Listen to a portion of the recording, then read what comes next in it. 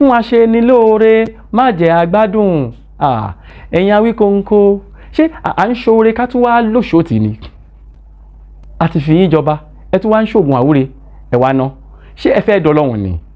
Ẹ má gbàgbé wípé kò sí ohun tí ẹ̀dá ní tí ó ṣẹ̀yìn ọba mi òkè o. Kò sí ẹni tó dá gòkè. Mo mọ̀ ọ́ ṣe. Èmi nìkan ni mo dá sọ̀rọ̀ àwọn ọmọ mi, èmi mo dá ṣe wàhálà, àfi kí n dá jẹun. Bẹ́ẹ̀ ni wàá jẹ́, ṣùgbọ́n àánú lórí gbà o. Má gbàgbé, àwọn ọmọ ò gbúdọ̀ ran ẹlòmíì lọ́wọ́. Wàá ti faraya, wàá ti fi gbé ta.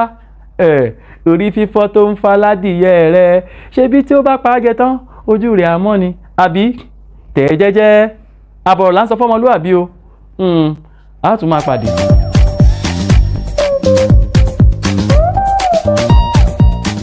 Ní àjọ Mopcare, à ń ṣe ìgbìrò, ìkọ́ni àti agbátẹrù ètò ìtọ́ni sí ìgbé ayé rere fún gbogbo ènìyàn tí ó wà lẹ́nu iṣẹ́ kan tàbí òmíràn. Àwọn ẹ̀kọ́ ìṣíníyè ìlera wa lóríṣiríṣi wà fún àwọn ilé-iṣẹ́ aládàáni, ilé-iṣẹ́ ìjọba, àjọ lóríṣiríṣi, ẹgbẹ́ aláfọwọ́sowọ́pọ̀ àti ìdàgbàsókè gbogbo ènìyàn, ìyẹn láti àwọn ọ̀dọ́ títí di ọjọ́ alẹ́. À ń ṣe àkópọ̀ ìkẹ́kọ̀ọ́ fún àwọn tí ó ń ṣe ìpalẹ̀mọ́ ìfẹ̀yìntì tàbí àwọn tó ti fẹ̀yìntì lẹ́nu iṣẹ́ yálà bóyá ti aládàáni tàbí ti ìjọba. A sì tún ṣe agbátẹrù ìtọ́jú ìlera àwọn àgbà yálà ní ọ̀kọ̀ọ̀kan tàbí ní àpapọ̀. A jẹ́ olùrànlọ́wọ́ fún àwọn àjọ tó ń dá sí ètò ìlera àwọn àgbà káàkiri.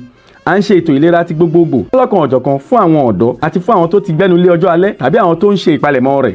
Ẹ kàn sí wa lórí ààyè ayélujára wa www.mopcare.com. Ẹ pè tàbí kẹ́ ẹ tẹ àtẹ̀jíṣẹ́ yín ránṣẹ́ sí nọ́mbà yìí 0803 437 5758 0803 437 5758. Mopcare for the seniors. Àwa ni ohùn fún àwọn àgbà wa.